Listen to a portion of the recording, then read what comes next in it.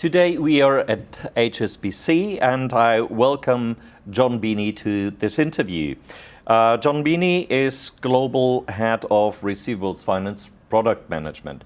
John, congratulations on your Money Award, the world's best bank for trade finance. Can you briefly outline your business activities in trade finance? Yeah, firstly, thank you for that, and thank you to Euromoney and the readers of Euromoney, because we really appreciate the feedback. Now, the activities I'm responsible for are Receivables Finance, and it's one of the product suite within GTRF that includes our letter of credit business, our trade loans business, and this is all part of the suite of products that we made available to our customers. And what we aim to do is to understand our customers' requirements and provide them with an end-to-end solution for their working capital needs. What are the key product developments have spurred HSBC on the path to becoming the best bank in trade finance? Again, thank our customers and hope that perhaps you would go and talk to our customers. But I would say that it's a combination of good banking practices and the digital journey. If I could give you an example, I was with a customer and we were talking about their ESG and digital transformation journey. Now that customer really appreciated from HSBC, firstly, the ease of doing business with us, the systems, the operational processes. The next thing that they really appreciated was our help in COVID, the flexibility that we'd shown them. But this is also a customer with working capital needs and growth aspirations, and so we had demonstrably helped them get the liquidity they need to support their growth. And the final aspect that was important to them is that they're very internationally oriented. So they look to us for advice on their importing and their exporting and their aspirations to grow internationally. So those are all the ingredients which I think contributed to that recognition. So what is the significance of digital transformation in trade finance, and how does HSBC benefit from that? It's vital to customers that they can self-serve, that they can work with us efficiently. That's absolutely vital to them. They want to have interfaces with people when they have strategic decisions or they face challenges. So how do we release the time of people to provide that service? How do we also reduce our cost to serve so that we can be more competitive, attract customers? So digital transformation is actually vital to delivering that. But I don't want to underestimate the value of the people, because one of the essential things that we do is we sit down with people and we understand their working capital needs, their end-to-end journey. But when you come to delivering, then the digital aspect, the ease of use, absolutely vital.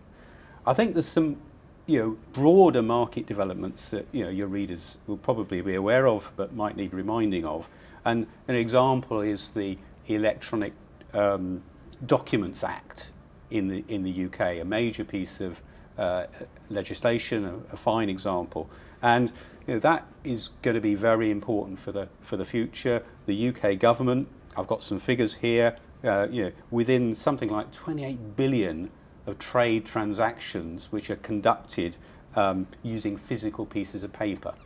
Now, the future, you can imagine doing that digitally. The benefits are going to be felt in lower carbon footprint, better customer experience, better speed, better efficiency. I believe the UK government has estimated that there could be a benefit to the economy of 1.1 billion over a 10-year figure, a really worthwhile potential saving. And it will also potentially open up new avenues for financing, because access to quality data, access to verification may help us provide more finance in a smoother way. So, John, what requirements do you have for digital solutions for the use in various regions of the world? Yeah. In my experience, the broad requirements are the same, but there are some very important differences, emerging legislation and local treatments. And, for example, in some countries, you have a digital invoice. In other countries, there's a digital tax invoice. And both of them create both opportunities and requirements. And then you have open banking. And open banking can be very powerful in terms of helping us to verify the buyers as part of our due diligence. But of course, that's not universal yet. One of the things I noticed, I was listening to our economist's podcast this morning, and it was about Indonesia. Now, in Indonesia, the take-up of e-commerce is very substantial, and you also have a very young population and one that's increasingly educated. Now just imagine trying to give an analog solution in that market. Yeah, you see the problem. So if we are going to be competitive, if we are going to be attractive, we're going to make our products suitable for that generation, then we've got to go ease of use, self-serve, end-to-end digital. That's not to say there's no purpose in the human beings, but for the main, straight through. Right. What market outlook do you see for trade finance in the coming years? I'm very, very positive about the prospects for the future, but there will be some hiccups. One thing I would commend you and your readers, go and look at the HSBC economic research, because there's some really fine material. The podcast I just referenced is called Under the Banyan Tree. So really interesting, 15 minutes. I listened to it on the train in the morning. So this is a little bit glib, but hope for the best and plan for the worst. And I think there's some sense in that. So the best is there's clearly enormous demand for working capital. There's clearly gaps in people's access to working capital. So we can and we should solve for that. And with our largest public companies, there's obviously huge interest in how Receivables Finance can improve people's free cash flow, a critical measure. As a consequence, we've got a very strong pipeline. But there are some headwinds, and we need to be aware of the impact of high interest rates, for example. So be careful out there, but look forward. The other thing I think I'd highlight is there's also some very useful changes which are having a long-term impact. I already referred to the UK digital legislation. They won't be the only state. But there's also things like UNCITRAL's model law for factoring. And that will just reduce risk and make it easier and more stable to offer receivable finance. So there's some good news for the future. So, John, what are the key conclusions? Yeah, the key conclusions are firstly the importance of the individual efforts by financial institutions like myself, my own, but collaboration with key fintech partners. I think that's a really wonderful potential collaboration which will be very fruitful.